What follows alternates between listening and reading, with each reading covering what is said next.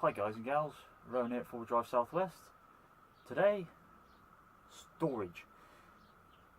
But to start with, before I show you some really good goodies I've just been and bought for my camping kitchen setup, we're trying to figure out how to lash down all these items. I'm going to be using the traditional wolf box, but what we got is the standard Defender. They've got these lashing eyes. Again, they do the job. But it's not really universal if you say you've got something halfway along. So,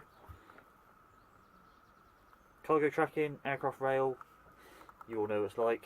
Great little hooks that hook into it, so you can move it. It's universal. So the plan is, don't drill any more holes in this. So I'm going to remove the old two, and hopefully I'll get this to sit down and use the existing bolt holes. Give me 5 minutes, let's do some measuring.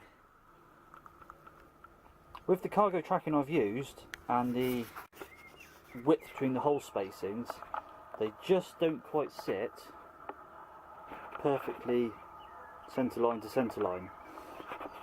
To get it to fit without having to cut the tracking at the bottom, I have had to just slightly lower the hole off centre. You can see it just sits slightly on the lower side.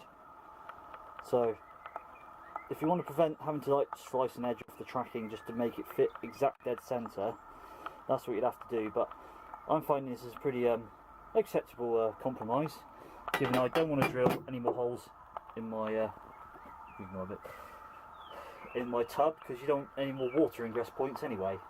Talking of water ingress, what I'm using is around the holes there's a sandwich between the tracking and the hole in the tub there.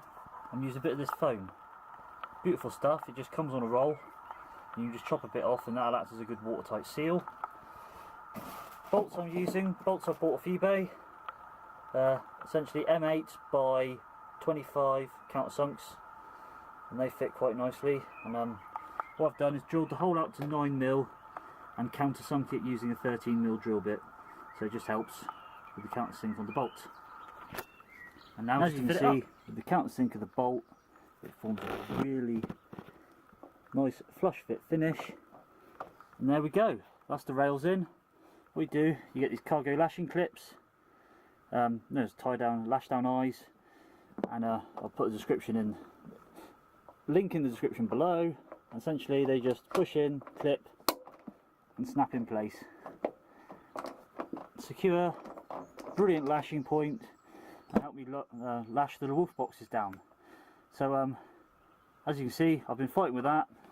It's now time to move on to the rear door gas strut, but that'll be a separate video. Keep your eye peeled for that one, and we'll go from there. Thank you very much. Find it useful? Give it a share on the forums, give it a like rating. What I'm trying to do is trying to provide a sympathetic way of upgrading the vehicle without drilling too many holes in it, and I think I'm succeeding so far because I've managed to use all the original fixing eyes.